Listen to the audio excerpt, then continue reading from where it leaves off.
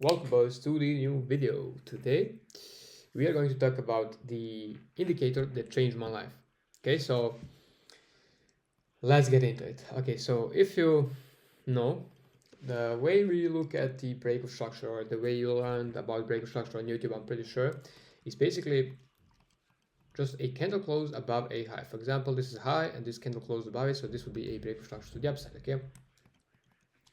Now this applies to the downside as well. So for example, you have a low here, break structure to the downside, and then you have or this candle close below, and that's a break, right? Now this is applied most likely in almost every mentorship or whatever, every strategy after a liquidity sweep. Okay, you liquidity sweep, break, then some reason to enter the trade. Okay, either something from ICT or a flip tool that I use.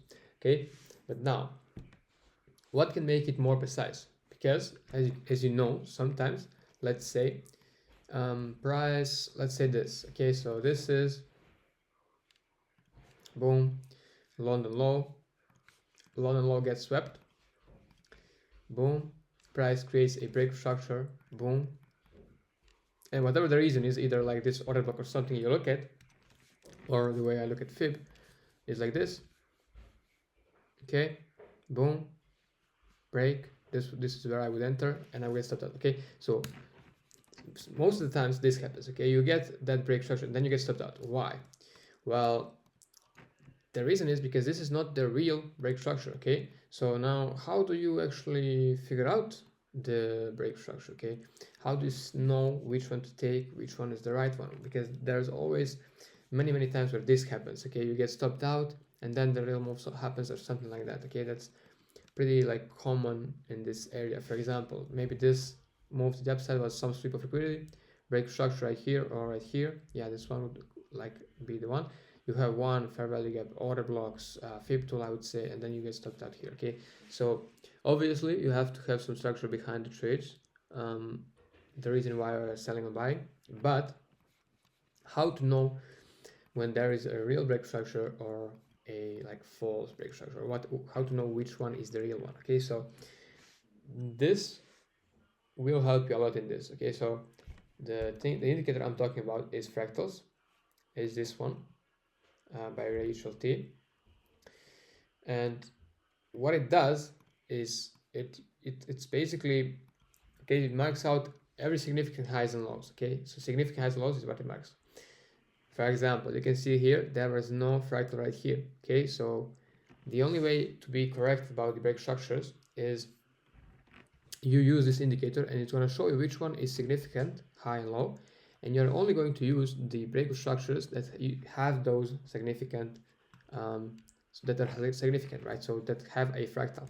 So in this case, you would not use this one because this one doesn't have a fractal. So you would still wait, for example, and you would get a break right here. Okay, so yeah, that would be your break structure. Now that also would be for example, your model setting up right here on TMB model. As you know, this would be it, and basically the London low would be swept here, and then the fake would happen, and then this would be the break, and you would enter on this level right here. Okay, if you train TMB NY session.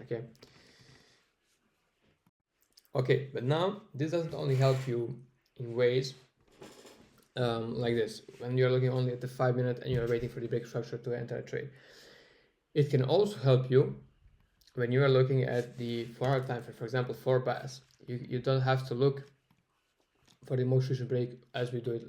I look for the most recent break structure to the upside or to the downside, and that's how I determine my bias. Okay, so okay, we just got stopped out on EU. Nice, solid one. It is what it is.